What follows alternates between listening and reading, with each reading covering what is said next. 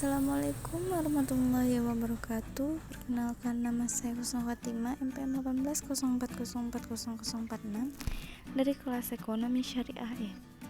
Di sini saya akan mencontohkan cara membuat laporan keuangan sederhana khususnya untuk UMKM. Bagaimana sih cara membuat laporan keuangan sederhana itu? Yang pertama, buatlah buku catatan pengeluaran. Catatlah semua pengeluaran mulai dari pembelian barang hingga pengeluaran.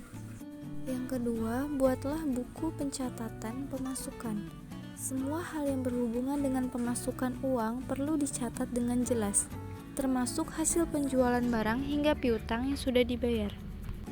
Yang ketiga, buatlah buku kas utama.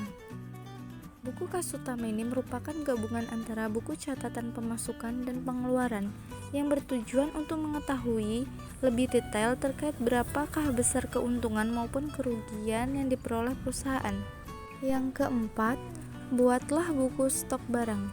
Pencatatan arus keluar masuk barang harus dilakukan secara kontinu dan setiap hari. Buku ini berguna untuk menghindari adanya kecurangan yang kadang dilakukan oleh para supplier atau pegawai perusahaan itu sendiri. Yang kelima, buatlah buku inventaris barang. Buku ini digunakan untuk mencatat semua barang yang dimiliki perusahaan. Contoh laporan keuangan sederhana. Secara umum, laporan keuangan sederhana itu terdiri dari beberapa jenis. Berikut beberapa laporan keuangan sederhana.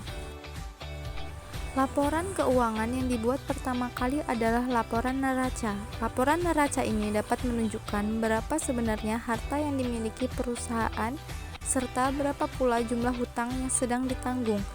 Ingat, pada neraca jumlah harta dan modal ditambah hutang itu nilainya harus sama. Setelah menyusun neraca, selanjutnya diteruskan dengan menyusun laporan laba rugi. Laporan ini menunjukkan berapa sebenarnya keuntungan yang diperoleh perusahaan.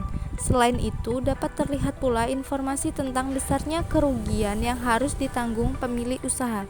Yang selanjutnya, laporan arus kas. Laporan arus kas ini disusun setelah menyusun laporan laba rugi.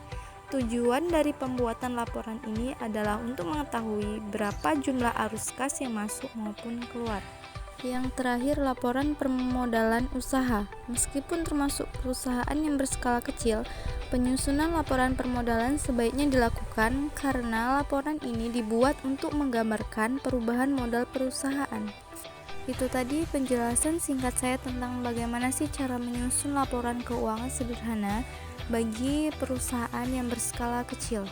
Baiklah, saya akhiri. Billahi taufiq wal hidayah. Wassalamualaikum warahmatullahi wabarakatuh.